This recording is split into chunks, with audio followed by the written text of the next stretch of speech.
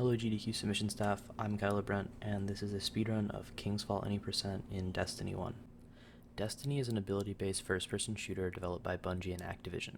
In Destiny raids, we have 6 people executing their own jobs in a single speedrun, which is very unique.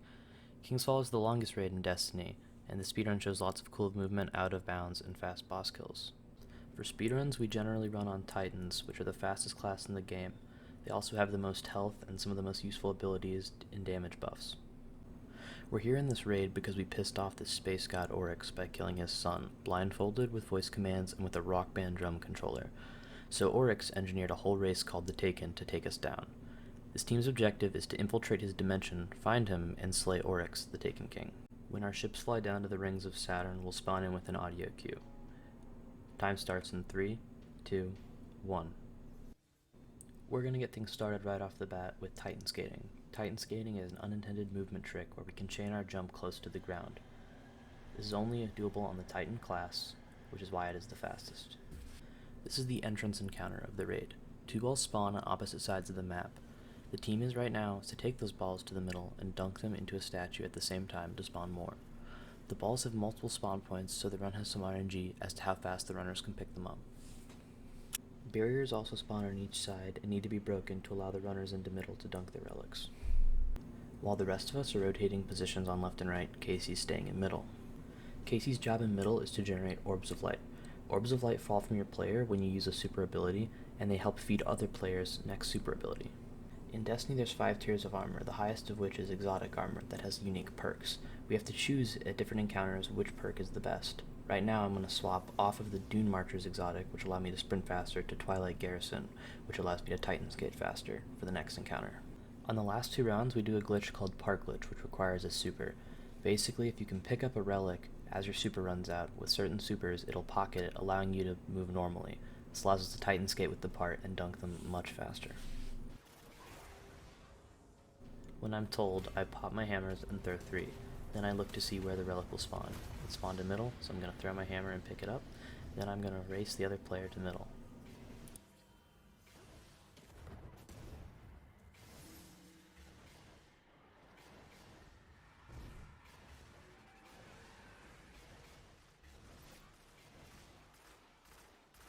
On the last round, Atomic also does a park glitch. In world record runs, we only use close spawns, which is a 50% chance. However, due to the RNG in a marathon, we would play it safe and use whatever spawn we get.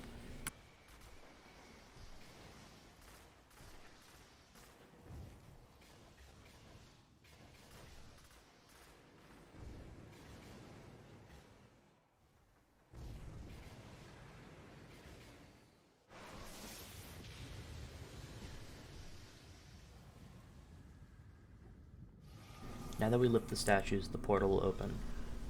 At the next encounter, we're all going to Titan Skate to a ship, and then once on the ship, we're going to do a trick called a power slide. To do a power slide, we use an artifact to cancel a ground pound animation, which gives us a ton of momentum. We pair this with sword flying, a speed tech that allows us to stay in the air. While we do this encounter, Atil leaves and joins back on a different character, a hunter. Hunters, while slower than Titans, have an ability called Golden Gun. When using the helmet Celestial Nighthawk, Golden Gun becomes the highest single shot damage in the entire game.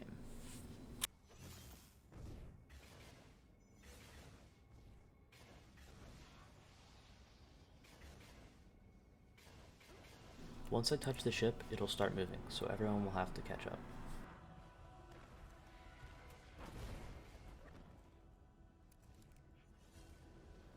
Me and Atomic are both doing a riskier and harder version of the power slide, which is about 7 seconds faster. I'm doing an even riskier way, which is about 2 seconds faster than the way Atomic does it, but it's really risky and unlikely that I'll hit it.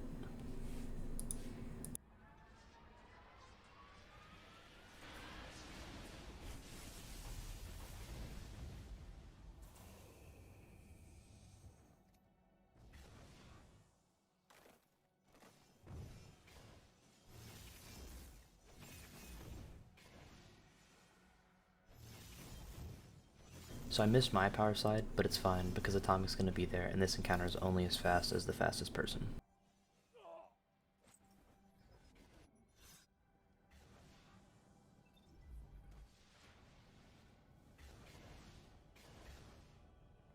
The next two people that get there are going to step on plates to open this barrier for Atomic. He's going to sword fly across to the other side.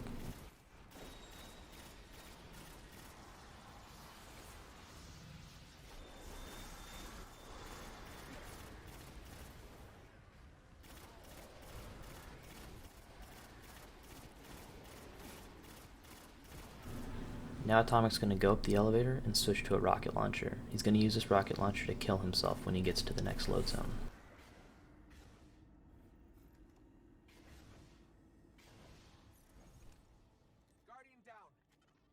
As Atomic kills himself, he death warps us all to the next encounter.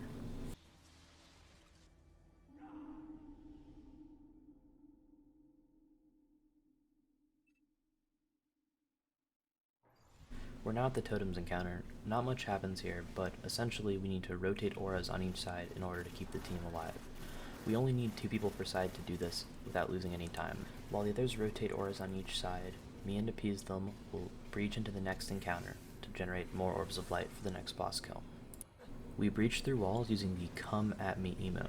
Emote glitch was found by a single player in 2016. It had hidden for years so that when the game stopped receiving patches, it could finally be used in speedrunning. Thanks, Shadox. Me and Appease Them use the Ward of Dawn super to generate orbs at the next encounter. Ward of Dawn is a big purple bubble that gives you various different buffs. Using the exotic chess piece Crest of Alpha Lupi, we can generate 3 orbs per bubble. This will allow Ateal to rapidly spam Golden Gun during the boss fight and the next encounter. This encounter is pretty repetitive and goes on the exact same way for several minutes, so this would be a pretty good place for some donations.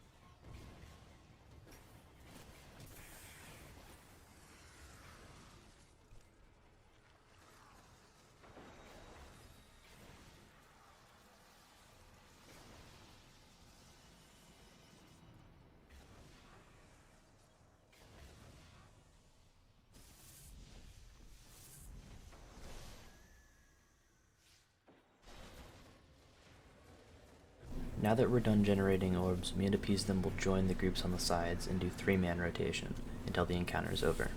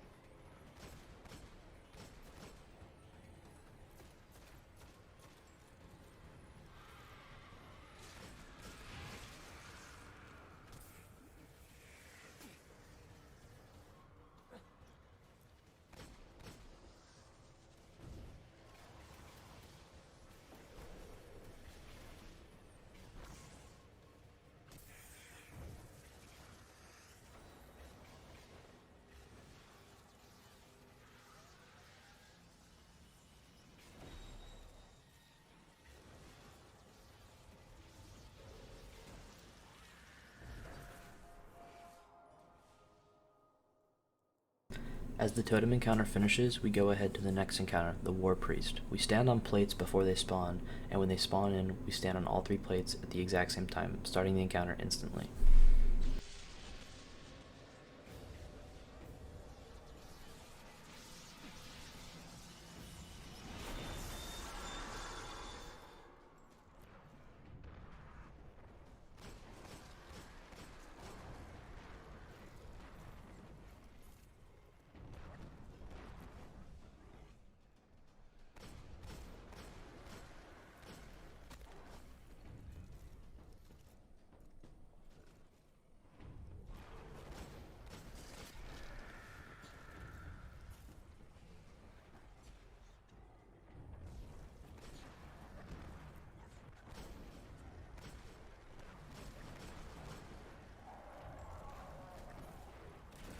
After killing the enemies, we will now be able to step on plates. We have to step on them in a randomly generated order. We step on the first one, which is always left, and then middle and right at the exact same time, and it will randomly force the brand to one of them. Inside the brand, we can damage the boss, which we will do pretty quickly.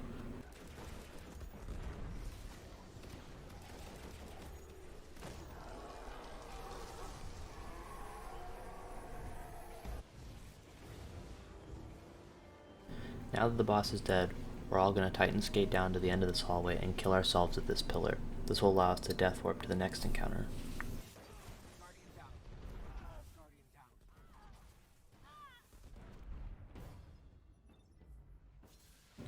Now we're at Golgoroth. Once everyone respawns at the door, we'll have to shoot this glowing orb. It will drop and start the encounter. We have to kill the enemies on the map to transition into the damage phase.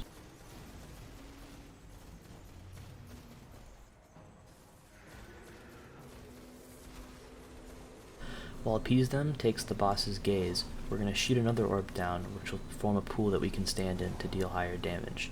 We combine this with multiple weapon buffs to kill the boss in one cycle.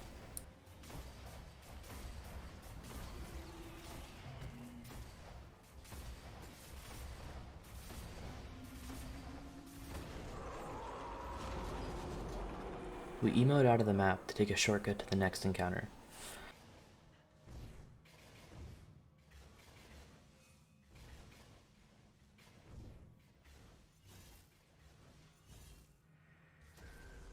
Appease Them is going to go for this precise trick where he gets this piston to hit him in the right direction. He missed it a little bit, but he can still salvage it. It's not the biggest deal in the world, but he wants to be ahead. Ateal, who's on a hunter, is also going to go for the trick, which will allow him to catch up with us.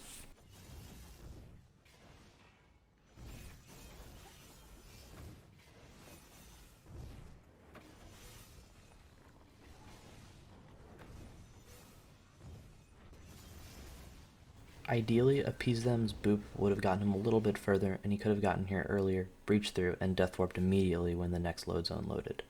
However, he didn't get here that fast as he messed up the trick a little bit, so now we're going to have to do this backup, which is about 10 seconds slower. He's going to kill himself, doing another death warp to the next encounter.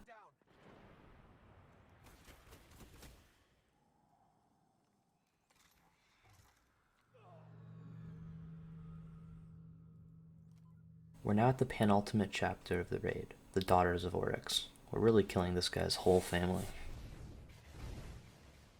Immediately off spawn, I move up to the top of this pillar to pop the Ward of Dawn with the Weapons of Light buff. This gives a 30% damage bonus during the damage phase. To get to the damage phase, we'll need to get the big orb in the sky and slam the daughter to steal their shield. To get it, we need to get one player who is randomly torn to climb up a set of spiraling platforms that we create by standing on plates in a certain order.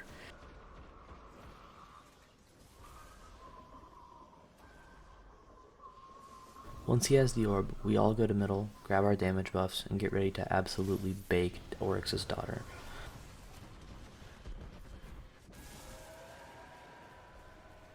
One down, one to go. We repeat this process almost exactly the same way, except all Titans on bubbles will pop them down to generate orbs, so that Ateal can get another Celestial Nighthawk Golden Gun. This round, Atomic is torn. You get to see his point of view as he climbs up the platforms we built for him and grabs the orb in the sky, then slams the daughter, stealing her shield.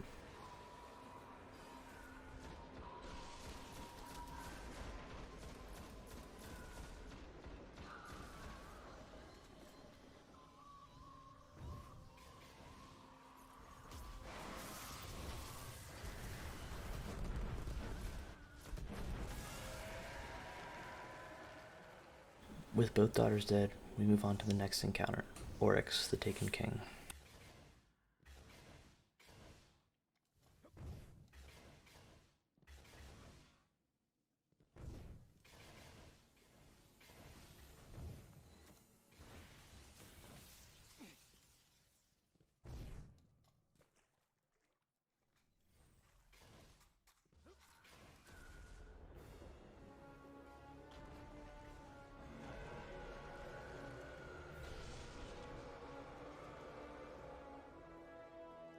Oryx follows some of the same mechanical principles as the last encounter.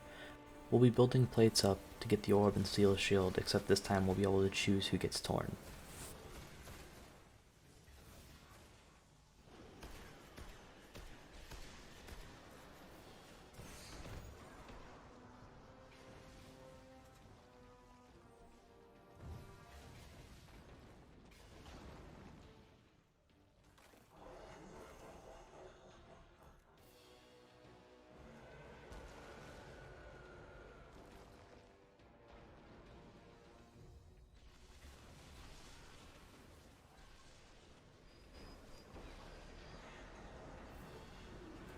While we stand on our plates to build the platforms for Atomic, ogres come out of the ground.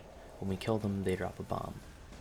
There's 4 plates per side and 4 ogres per round, so we get 4 bombs each round. It takes 16 to kill him. There's no way to significantly speed up this encounter, but there's a few minor optimizations we can do that save a few seconds. Standing in the bombs for a few seconds will detonate them. We step in the bombs right as his hand starts coming down, so that they detonate right when his chest opens. When his chest opens, we'll shoot him, which will stagger him, and then we keep shooting him, which allows our bomb to do damage. This will take exactly 1/4 of his health away.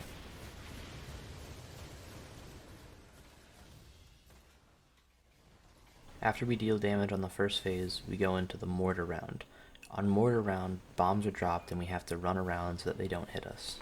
If we don't stay away from each other, we might accidentally blow someone up.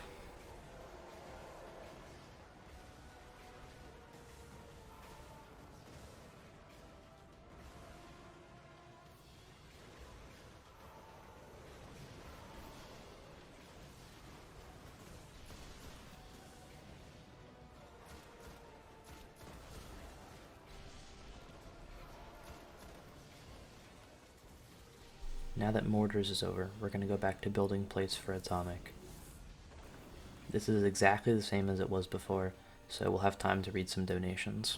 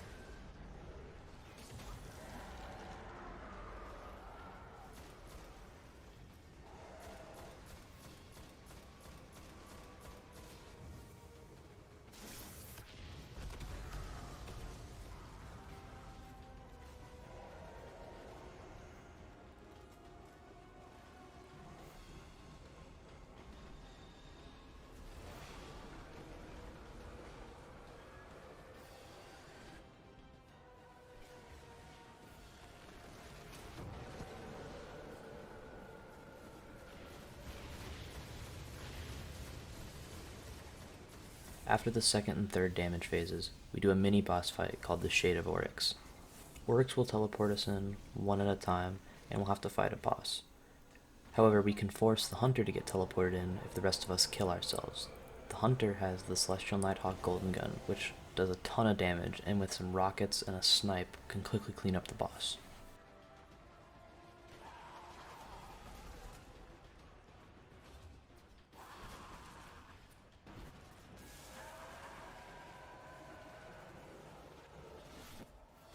Since we're dead, ATL will chain revive us until we're all alive.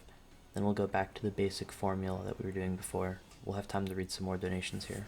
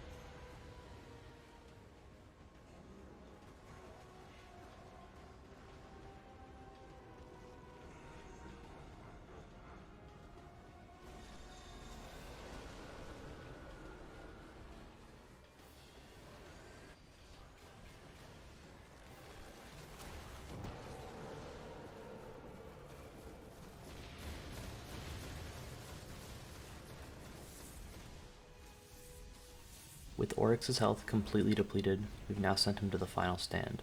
He'll open his chest and we have to deal damage and kill him before he closes it and kills us all.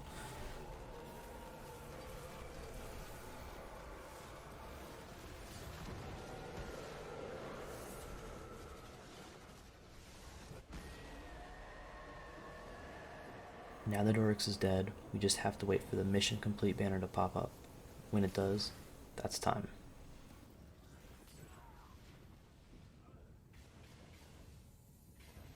I hope you enjoyed the King's Fall World Record speedrun. Destiny is a great speed game, and this is just the tip of the iceberg. There's lots of other cool raids, missions, strikes, etc. to be speedrun. We would absolutely love to see Destiny at GDQ this year. It's such a great game, and this is really the only year we would have an opportunity to run raids, as getting 6 people into one room when we all live across the world is a little bit difficult.